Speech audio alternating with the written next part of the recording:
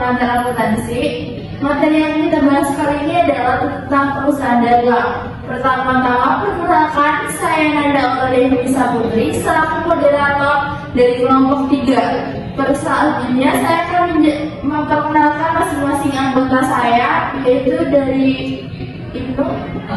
Perkenalkan, nama saya Ibnu Madani, dan sebelah saya. Saya Fidiana Fauzia.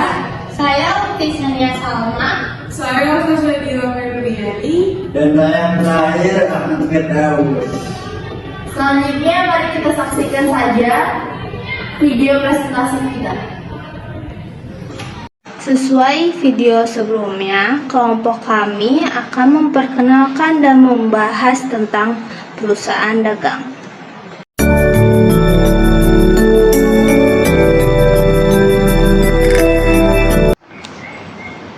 Di slide ini terdapat rincian pembahasan yang akan kita bahas tentang perusahaan dagang.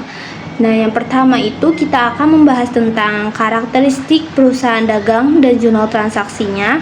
Yang kedua, jurnal pembelian dan jurnal penjualan metode perpetual. Yang ketiga, jurnal pembelian dan jurnal penjualan metode periodik. Oke, kita akan memulai dengan pembahasan yang pertama yang akan dijelaskan oleh Ahmad Firdaus. Saya Ahmad Firdaus. Saya di sini akan menjelaskan tentang karakteristik perusahaan dagang dan jurnal transaksi. Pengertian perusahaan dagang. Perusahaan dagang yaitu perusahaan yang menjual produk atau barang jadi. Akan tetapi perusahaan tidak membuat atau menghasilkan sendiri produk yang akan dijualnya, melainkan memperolehnya dari perusahaan lain. Contoh perusahaan dagangnya yaitu Indomaret, Alfamaret, Gramedia, dan lain-lain. Selanjutnya, karakteristik perusahaan dagang. 1. Memperoleh laba dengan cara menjual barang dagangan yang melebihi harga pokok penjualan dan biaya penjualan, sehingga sumber pendapatan utama perusahaan dagang adalah pendapatan penjualan. Poin nomor 2, membeli barang untuk tujuan menjualnya kembali tanpa mengubah bentuk atau sifat barang secara berarti. 3. Barang dagangan berupa barang konsumsi atau barang produksi yang bahan baku untuk produksi. 4. Kegiatan perusahaan ini terutama adalah pembelian dan penjualan barang berwujud fisik dengan spesifikasi berat, volume, atau ukuran fisik lainnya yang jelas. Yang kelima, adanya barang dagangan yang menimbulkan pos beban operasi yang disebut harga pokok penjualan, dan biasanya beban ini merupakan porsi yang cukup besar dibandingkan dengan seluruh beban yang terjadi. Selanjutnya, karakteristik perusahaan dagang. 6 siklus akuntansi perusahaan dagang. Yang pertama, kas digunakan untuk membeli barang persediaan, lalu barang diterima, maka persediaan barang dagangan tersedia. Selanjutnya, persediaan dijual dan barang dikirimkan ke pembeli. Setelah itu, transaksi kredit, maka pencatatan jurnalnya masuk ke piutang usaha. Selanjutnya, penagihan mengirimkan invoice pada pembeli dan menerima kas tersebut dari pembayaran tersebut. Selanjutnya, kita akan membahas aktivitas utama perusahaan dagang. Yang pertama, pembelian barang dagangan, yaitu transaksi pembelian. Yang kedua, mengeluarkan uang, yaitu transaksi pengeluaran kas atau pembayaran. Yang ketiga, penjualan barang dagangan atau transaksi penjualan. Yang keempat, penerimaan uang atau transaksi penerimaan kas. Kali ini saya akan menjelaskan tentang contoh transaksi. Yang pertama itu ada contoh pencatatan jurnal pembelian. Di sini catatan transaksi perusahaan dagang PT Prima Elektronik. Berikut transaksi yang tercatat pada bulan Desember 2015 di tanggal 3 sampai 10. Di sini pada tanggal 3 Desember membeli barang dagangan dari PT Garuda sebesar 5 juta. Dikarenakan PT Prima Elektronik ini membeli barang, maka di kolom debitnya itu pembelian. Karena pembelian ini dia saldo normalnya di debit. Maka pembelian jumlahnya sebesar 5 juta. Dan kreditnya ini kas atau utang dagang sebesar 5 juta. Dikarenakan dia membeli barang, jika dia secara tunai membeli barang tersebut, maka yang di kolom kreditnya itu kas sebesar 5 juta. Jika dia membeli barang secara kredit, maka di kolom kreditnya ini utang dagang sebesar 5 juta. Yang kedua ada contoh pencatatan jurnal retur pembelian. Yaitu di sini pada tanggal 5 Desember dikembalikan barang yang dibeli dari PT Garuda pada tanggal 3 Desember seharga 1 juta. Di sini kolom debitnya itu kas atau utang dagang sebesar 1 juta karena dia mengembalikan barang yang telah dia beli. Maka kasnya akan bertambah. Jika kas bertambah, saldo normalnya itu di debit. Jadi kas sebesar 1 juta. Nah, atau jika dia membeli barang tersebut secara kredit, maka di sini utang dagangnya sebesar 1 juta di debit. Dikarenakan dia mengembalikan barang, maka di kolom kreditnya ini retur pembelian sebesar 1 juta. Retur pembelian itu dia saldo normalnya di kredit. Lalu yang ketiga ada contoh pencatatan jurnal penjualan. Di sini pada tanggal 8 Desember dijual barang dagangan kepada toko Karya Sejati sebesar 8 juta. Nah, dikarenakan PT Prima Elektronik ini menjual barang ke toko Karya Sejati, maka kas dia akan bertambah. Atau piutang dia akan bertambah sebesar 8 juta di kolom debit. Lalu, pada kolom kredit ini dia penjualannya sebesar 8 juta. Karena saldo, kenapa dia penjualannya di kredit? Karena saldo normalnya penjualan itu di kredit. Yang terakhir itu ada contoh pencatatan jurnal retur penjualan. Pada tanggal 10 Desember, diterima kembali barang yang telah dijual kepada toko Karya Sejati pada tanggal 8 Desember seharga 3 juta. Di sini dia kolom debitnya itu retur penjualan sebesar 3 juta. Kenapa retur penjualan? Karena si toko Karya Sejati ini dia mengembalikan barang yang telah dia beli. Dan saldo normal retur penjualan itu dia terletak di debit. Dan kreditnya itu kas atau piutang dagang. Jadi tergantung, misal toko Karya Sejati ini dia membeli barang yang tadi itu secara tunai, maka kasnya dikredit sebesar 3 juta. Jika membayar secara kredit, maka piutang dagang sebesar 3 juta. Terima kasih. Nah, sekarang kita ingin melanjutkan materi kedua, yaitu jurnal pembelian dan jurnal penjualan dengan metode perpetual. Apa itu pengertian metode perpetual?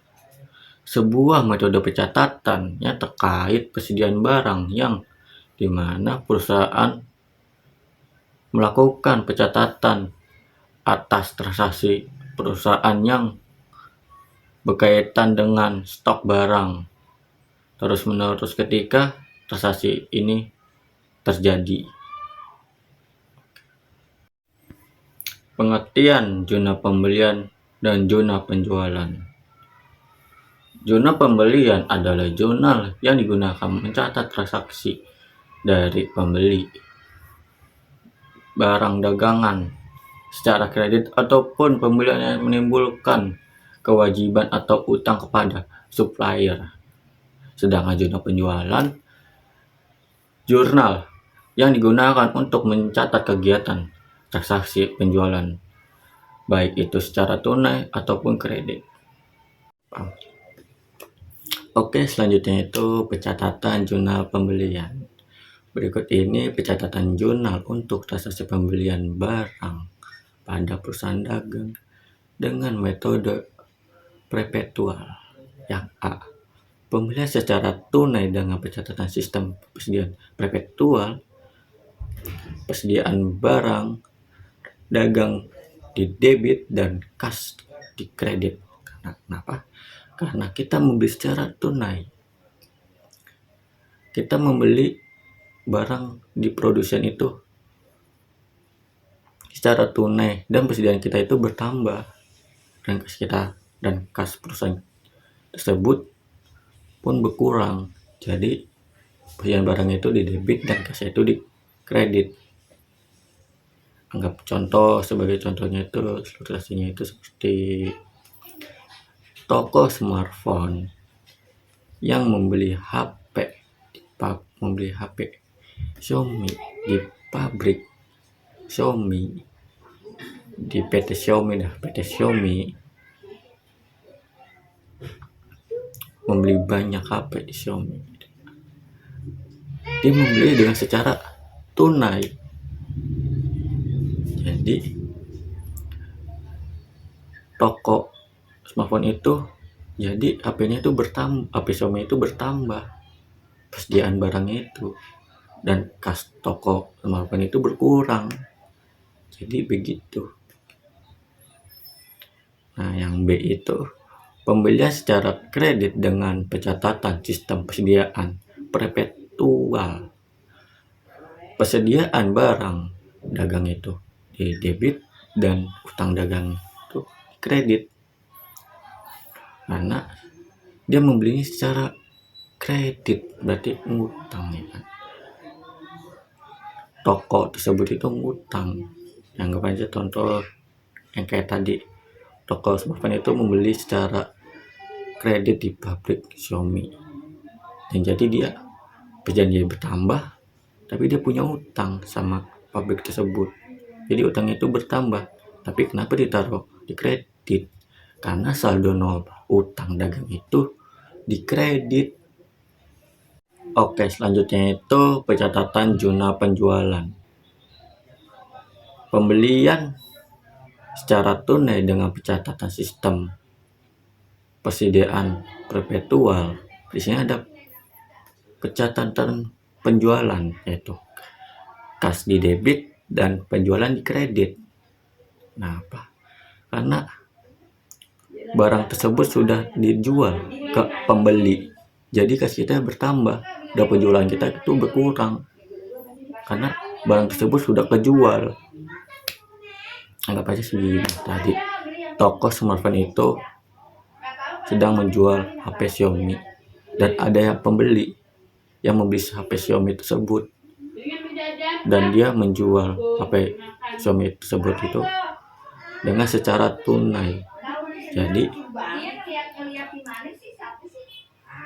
kas di toko tersebut itu pun bertambah, toko smartphone itu bertambah, dan barang toko smartphone itu berkurang karena sudah di tangan pembeli. Selanjutnya itu pencatatan HPP. HPP atau harga pokok penjualan. Nah, HPP itu di debit dan persediaan barang dagangannya itu di kredit. Karena kita menjual harga barang pokok tersebut itu dengan harga segitu, dan persediaan barang kita pun juga kurang. Anggap aja seperti contohnya itu toko smartphone itu tadi yang Xiaomi itu toko smartphone itu menjual HP Xiaomi dengan harga pokok bla bla bla bla, dan itu bertambah, dia mendapat untung segitu, dan persediaan barang dia itu berkurang karena sudah keluar barang HP tersebut. Jadi persediaan barang di toko itu berkurang atau stok barang di toko Smartfren itu berkurang. Selanjutnya itu yang B, pembelian secara kredit dengan pencatatan sistem persediaan perpetual. Yang selanjutnya itu pencatatan penjualan. Piutang dagang ini debit dan penjualan itu kredit. Karena kenapa? Pembeli itu ngutang ke perusahaan kita dan barang itu sudah kejual juga, jadi dia punya hutang. Jadi pembeli itu punya hutang ke perusahaan kita. Ambil contoh toko Smartfren. Nah, pembeli sedang membeli HP Xiaomi, tapi dia tidak punya duit yang sangat cukup. Jadi dia membeli secara kredit dan hutang gitu. Jadi toko tersebut memberi HP tersebut kepada pembeli karena dia belinya secara kredit atau ngutang. Jadi piutang toko tersebut itu bertambah dan penjualan tersebut berkurang karena barangnya itu sudah terjual. Oke, selanjutnya itu pencatatan HPP secara kredit. Harga pokok itu di debit dan persediaan barang itu di kredit. Setiap harga pokok penjualan itu di debit itu akan mendapatkan yang akan dijual pada barang tersebut dengan harga segitu dan akan keuntungan segitu. Dan persediaan dari toko Smartfren itu pun berkurang stok gudangnya, barangnya. Jadi itunya pun dikredit ditaruhnya. Oke. Nah, selanjutnya itu contoh transaksi yang akan dijelaskan oleh Salma. Tadi kan sudah dijelaskan tentang teori-teorinya. Nah, sekarang saya akan menjelaskan contoh transaksi yang terjadi di jurnal pembelian dan jurnal penjualan di metode perpetual. Oke, yang pertama di sini terdapat contoh transaksi dari pencatatan jurnal pembelian secara kredit. Nah, di sini soalnya itu berarti tanggal 3 November 2020 PD Cahaya membeli barang untuk perusahaannya itu dari PD Bintang dengan jumlah 3 juta rupiah dengan syarat 2/10 N/30. Itu maksudnya kalau PD Cahaya membayarnya dengan tengah waktu dari hari pertama ke hari 10, dia akan mendapatkan diskon 2%. Lalu terdapat beban angkut sebesar 250.000. Nah, jurnalnya itu kita taruh dulu tanggalnya, yaitu tanggal 3 November 2020. Nah, di debit ini terdapat persediaan barang dagang yaitu 3 juta dan beban angkut pembelian juga terdapat di debit yaitu 250.000. Lalu utang dagangnya terdapat di kredit yaitu 3.250.000. Kenapa utang dagangnya 3.250.000? Karena dia itu pertambahan dari persediaan barang dagang dan beban angkut pembelian. Oke, yang kedua ini terdapat contoh transaksi jurnal pembelian secara tunai. Nah, di sini pada tanggal 5 November 2020, PD Cahaya membeli barang dagang dari PD Langit secara tunai dengan jumlah 7 juta rupiah. Nah, jurnalnya itu pada tanggal 5 November 2020 persediaan barang dagang pada kas. Berarti persediaan barang dagangnya itu terdapat di debit yaitu 7 juta rupiah dan Kas ini terdapat di kredit sebesar 7 juta rupiah. 7 juta rupiah. Kenapa di sini kas? Karena dia itu pembayarannya kan secara tunai. Sedangkan kalau yang seperti tadi, dia kan pembeliannya secara kredit, maka akan termasuk utang dagang. Yang ketiga ini yaitu contoh jurnal penjualan secara kredit. Nah, pada tanggal 10 November 2020, PT Cahaya menjual barang dagangnya ke PD Gembira sebesar 8 juta rupiah dengan harga pokok 6 juta rupiah. Dan ada syaratnya yaitu 2/10 N/30 dan beban angkutnya sebesar 250.000.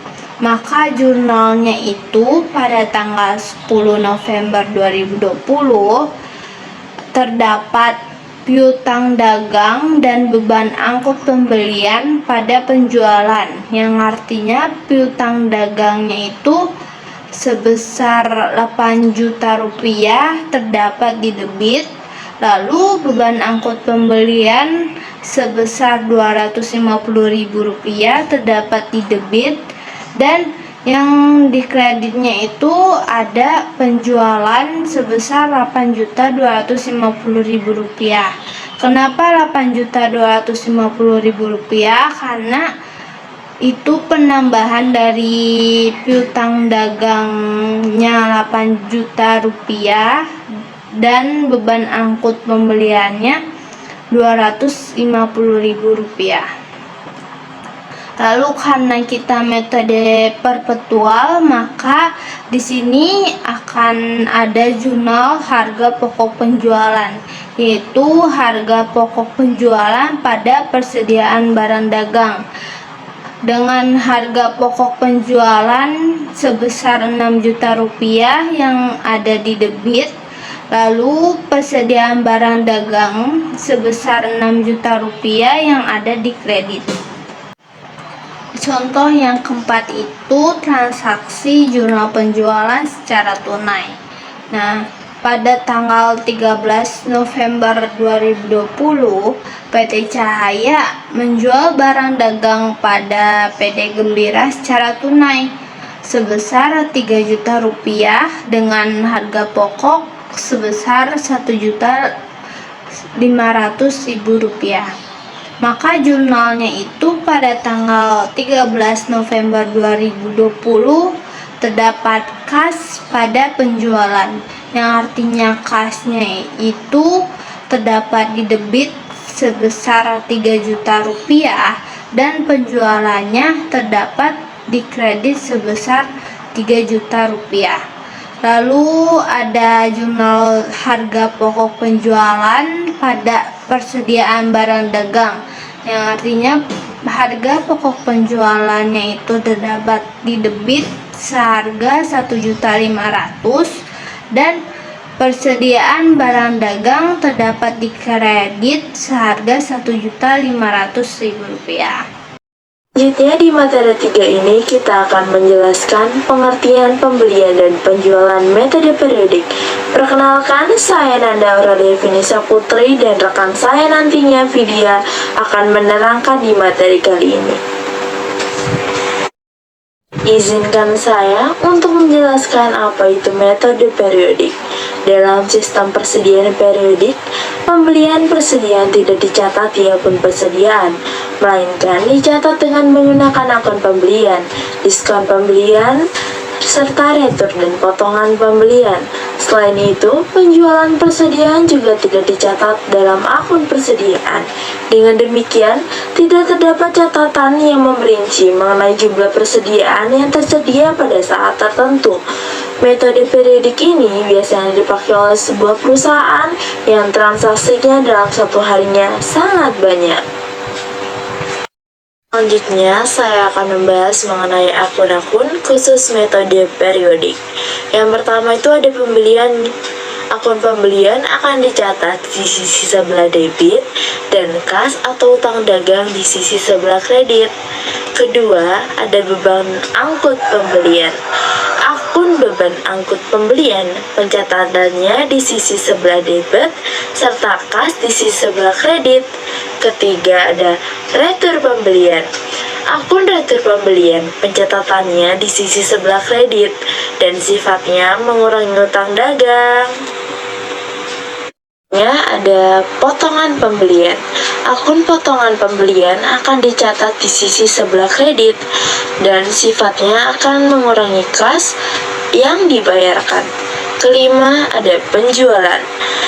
Untuk pencatatan transaksi penjualan dimulai dengan akun kas atau piutang dagang di sisi sebelah debit dan akun penjualan di sisi sebelah kredit. Keenam, ada beban angkut penjualan. Akun pada beban angkut penjualan dicatat di sisi sebelah debit dan kas di sisi sebelah kredit. Ada retur penjualan. Akun retur penjualan akan dicatat di sebelah debit dan sifatnya akan mengurangi piutang. 8. Ada potongan penjualan. Akun potongan penjualan akan dicatat di sisi sebelah debit dan sifatnya akan mengurangi kas yang diterima. Selanjutnya, materi akan disampaikan oleh rekan saya yaitu Vidya. Oke, selanjutnya yaitu ada contoh transaksi dari jurnal pembelian dan juga jurnal penjualan dengan metode periodik.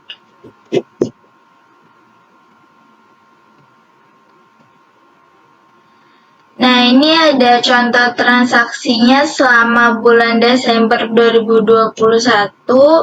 Yang pertama yaitu saya akan menjelaskan jurnal pembelian terlebih dahulu. Nah, soal yang pertama itu pada tanggal 1 Desember membeli barang dagang dari toko tulip Rp2.100.000 dengan syarat 2/10 N/60. Nah, jadi UD Sinergi ini pada tanggal 1 Desember membeli barang dagang dari toko tulip. Jadi untuk pencatatan di jurnal pembeliannya yaitu 1 Desember dengan keterangan toko tulip karena membeli barang dagangan dari toko tulip, syaratnya diisi dengan 2/10 N/60 sesuai dengan soal, dan juga di sini ditaruh pada kolom debit pembeliannya 2.100.000. Kenapa pembelian ditaruh di kolom debit? Karena jika membeli berarti persediaan kita akan bertambah. Nah, persediaan bertambah itu di kolom debit. Selanjutnya, ya, karena pembeliannya secara kredit, jadi kreditnya itu utang dagang sebesar 2.100.000. Kenapa utang dagang ditaruh di kredit? Karena saldo normal utang itu ada di kredit. Nah, selanjutnya pada tanggal 2 Desember itu menjual. Untuk yang membeli pada tanggal 5 Desember membeli barang dagang dari toko Awan Jaya seharga Rp7.200.000 dengan syarat 2/10 N/30. Nah, untuk pencatatan di jurnal pembeliannya pada tanggal 5 Desember di keterangannya toko Awan Jaya karena membelinya dari toko Awan Jaya. Untuk syarat juga sama, diisi sesuai dengan soal. Selanjutnya di debitnya pembelian sebesar Rp7.200.000. Kenapa di debit pembelian? Karena pembelian berarti persediaannya bertambah dan persediaan bertambah ditaruh di kolom debit. Dan juga karena pembeliannya kredit ditaruh Rp7.200.000 utang dagangnya di kredit. Untuk transaksi tanggal 6 dan juga tanggal 20 Desember, tanggal 27 Desember itu sama pencatatannya seperti di tanggal 1 Desember dan juga 5 Desember. Nah, untuk tanggal 7 Desember ini karena pembeliannya peralatan toko seperti di soalnya 7 Desember membeli peralatan toko dari toko Kusuma seharga Rp1.800.000 dengan syarat N/30. Nah, untuk pencatatannya ini karena bukan membeli persediaan barang dagang, jadi masuk ke dalam kolom debit di kolom bagian serba-serbi. Karena ini bukan pembelian barang dagang, jadi kalau untuk peralatan, perlengkapan, dan lain-lainnya itu ditaruh di kolom serba-serbi. Jadi pada tanggal 7 Desember, toko Kusuma, maksudnya pembelian dari toko Kusuma, peralatan tokonya, syaratnya N/30 dan juga untuk pencatatannya diletakkan di peralatan tokonya ini di akun debit, di serba-serbi sejumlah Rp1.800.000 dan lagi-lagi karena pembeliannya itu kredit jadi ditaruh Rp1.800.000-nya di utang dagang kredit karena utangnya bertambah dan saldo normal utang itu di kredit sebesar Rp1.800.000. Nah, jadi untuk pembelian secara kredit itu ditaruh di jurnal khusus pembelian. Tapi kalau untuk pembelian secara tunai itu nanti ada lagi yang namanya jurnal pengeluaran kas. Cuman sekarang membahasnya jurnal pembelian dan juga penjualan. Nah, untuk transaksi tanggal 1, tanggal 5, tanggal 6, dan juga tanggal 20, tanggal 7 ini sama pencatatannya seperti itu. Dan untuk tanggal 7 karena ini pembeliannya peralatan ditaruhnya di kolom serba-serbi. Selanjutnya yaitu jurnal penjualan. Nah, yang contoh soalnya dimulai dari tanggal 2 Desember menjual barang dagang kepada Tuan Joko seharga Rp2.500.000, syaratnya 2/15 N/30. Nah, jadi untuk pencatatan pada tanggal 2 Desember dicatat pada jurnal penjualan. Pada tanggal 2 Desember, untuk keterangannya Tuan Joko karena menjual barangnya kepada Tuan Joko untuk syaratnya 2/15 N/30. Selanjutnya itu karena penjualannya kredit, yaitu pencatatannya piutang dagang di debit.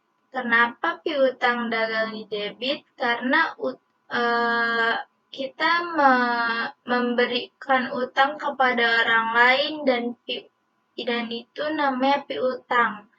Nah, piutang itu saldo normalnya ada di debit. Jadi dicatat Rp2.500.000 piutang dagang di debit. Selanjutnya yaitu di kredit pada kolom penjualan sebesar Rp2.500.000. Nah, kenapa penjualan ditaruhnya di kredit? Karena penjualan itu kan mengurangi persediaan. Nah, persediaan karena saldo normalnya di debit, jadi kalau berkurang persediaan itu di kredit. Nah, jadi penjualan ditaruh di sebelah kredit sebesar Rp2.500.000. Selanjutnya pada 4 Desember, UD Sinergi ini menjual barang dagangnya kepada Nyonya Rosa dengan syarat 2/15 N/30. Ini sama kayak transaksi pada tanggal 2 Desember untuk pencatatannya, cuman tinggal diganti nominalnya aja, jadi di debitnya sama, piutang dagang 4.800.000. Kenapa piutang dagang? Karena memberikan utang kepada pembeli, jadi piutang kita bertambah sebesar 4.800.000 di debit. Selanjutnya karena penjualannya kredit, jadi 4.800.000 ditaruh di kredit dengan akun penjualan, karena penjualan mengurangi persediaan dan saldo normalnya di kredit. Untuk tanggal 15 Desember dan tanggal 21 Desember itu sama seperti tanggal 2 Desember dan 4 Desember. Ini berarti Tuan Joko membeli barang dagang kepada UD Sinergi dan juga piutang dagang bertambah 9 juta, penjualannya 9 juta juga, dan juga untuk tanggal 21 Desember UD Sinergi menjual barang dagang kepada Tuan Roni dengan syarat 2/10 N/30. Piutang dagangnya bertambah di debit sebesar 5.500.000.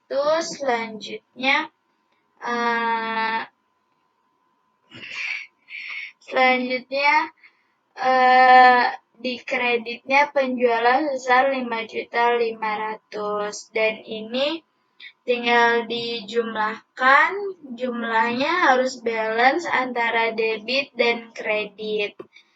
Kalau sudah balance, berarti sudah betul. Nah,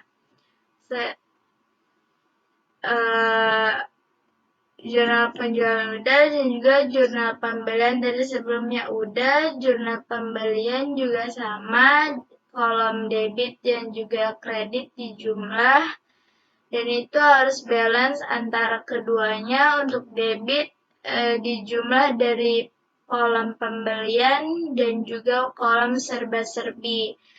Ini hasilnya Rp23.300.000, dan juga kreditnya harus balance sama dengan kolom debit Rp23.300.000. Nah, jurnal penjualan juga sama, harus balance. Sekian presentasi dari kelompok kami, kurang lebihnya mohon maaf. Terima kasih. Oke. Maka berakhirlah presentasi kita hari ini. Saya selaku moderator memohon maaf apabila ada salah kata dan sikap dari kelompok kami. Sekian, terima kasih. Wassalamualaikum.